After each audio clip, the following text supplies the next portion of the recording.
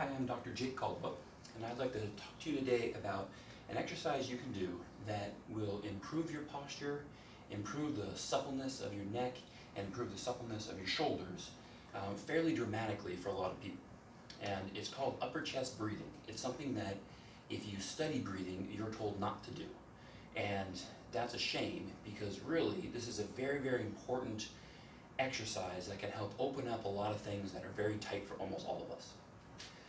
The two key muscles how this exercise will work are the scalenes, which are deep in the neck right here, which are chronically tight. They're one of the main reasons we have trouble bending our neck from side to side. That stiffness we can get from when we bend, stiffness and rotation. Those are some of the main muscles that are tight causing that. So it's the scalene muscles, and pec minor is another big muscle in here that causes this forward rounded shoulders and puts us into a forward neck position. One of the major muscles that gets blamed for bad posture, and it limits our ability to lift our arms overhead or reach back behind us. These two muscles, or two muscle groups, are chronically underused. They're usually blamed as if we're using them too much, but the reality is we actually underuse them. They're out of shape.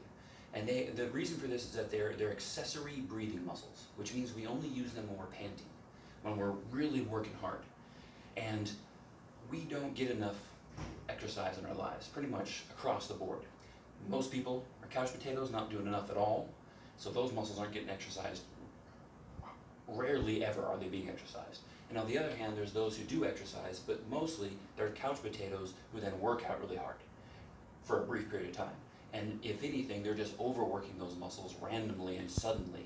Those muscles aren't staying in shape from just someone who's active and breathing fairly moderately heavily throughout the day. That's how those muscles stay in shape, and we just don't do that enough.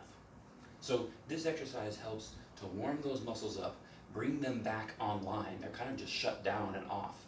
And so whenever they do get worked, they kind of freak out because they're not in shape. It's like if you never exercise your biceps and then you go pick up a really heavy weight, they're going to get strained and hurt. Same thing happens here. The scalenes and pec minor, they're tight, but they're tight because they're weak. And they're tight because they're off. They're tight because they're cold and not warmed up. So this exercise helps to warm them up, and almost instantaneously for a lot of people, it changes your posture, it changes your neck freedom, and it changes your shoulder freedom. And if that's the case for you, then you need to just do this exercise on a daily basis to help bring these muscles back into existence. If you bring them on, you warm them up, they'll start to be something that just works throughout the day for you just a little bit more. It's not that you're supposed to breathe in this upper chest pattern. That's kind of a ridiculous way to breathe. It's that you want these muscles to be able to do that for you, to have the fitness to be able to do that for you, and this helps with that.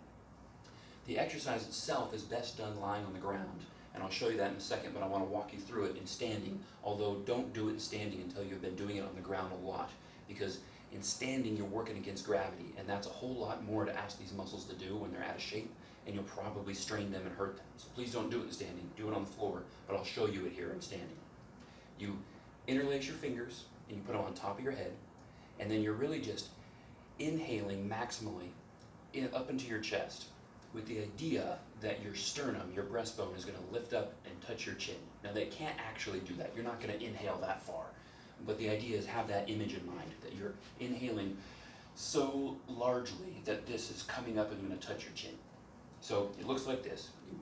Hands on top and inhale and out, inhale and out, inhale and out.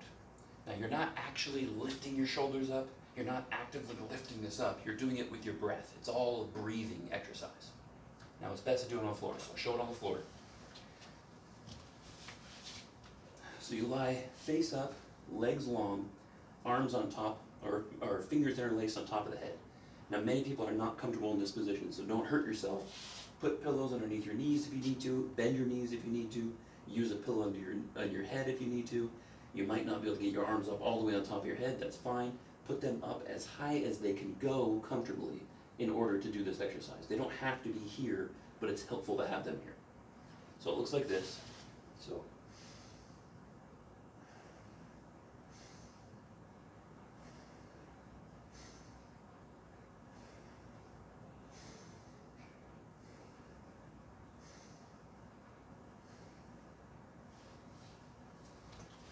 Not a very hard exercise. 10 reps usually gets the job done.